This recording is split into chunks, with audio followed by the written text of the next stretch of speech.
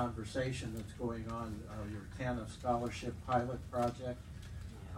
This is to give kids on welfare the hope that they too can compete to go to college, and the idea is to break the generational poverty cycle. But go ahead. I'd just like to note that it was my first session in 2015. John showed up at my door with this wonderful bill, and that was the first time I put it in, and of course it's failed ever since. But we got closer this year. You picked up Senator Stanley, and Senator Stanley has been remarkable in that.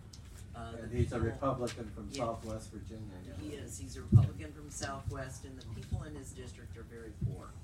And I think he right away grabbed onto this idea, but he hasn't figured out how to get his teammates in the Republican Party to have any sympathy whatsoever.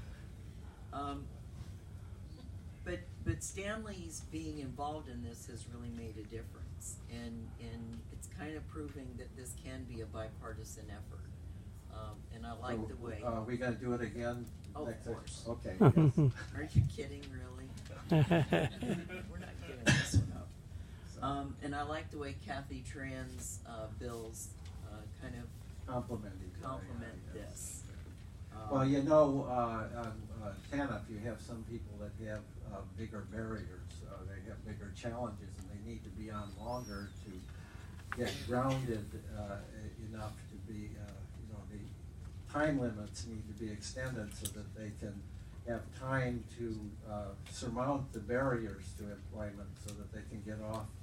And, denying them transitional assistance just is not a winning way to, and I think all the bills that we've talked about here are good workforce development bills that help the most vulnerable to be able to land on their feet, to get jobs, and to stay off welfare. So we thank you for doing it. I'd like to ask Marcus just one more question.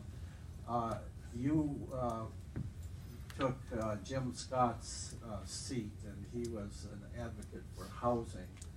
And I've been distressed recently. I have never seen so many homeless people on the major roads and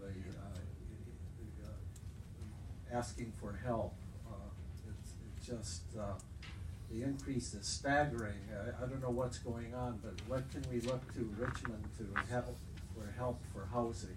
There's really a tremendous need out there. Yeah. St. John Newman does hypothermia, and the numbers are, mind-boggling. So actually, this is an issue that Alfonso's been a real champion of. He actually helped establish, for the first time in Virginia a few years ago, a regular, permanently funded affordable housing trust fund within the state budget. So I'll let Alfonso talk a little bit more about that. Sure. The Affordable Housing Trust Fund is actually not permanently funded, and that's the problem. Yes. It needs to be permanently funded. We need a dedicated source of revenue for the Affordable Housing Trust Fund in the Commonwealth. Right now, we have to go hat in hand to the appropriators every year for $4 million a year, $5 million a year. And you know what? Arlington County has an affordable housing program that has more money than the state does. Wow. All right? Other states, California, they have $1.4 billion in their Affordable Housing Trust Fund, and we are just eking by on around $11 million. And so what does this do? It helps literally countless families stay out of homelessness, have affordable housing programs, either through grants or funding for affordable housing facilities and buildings.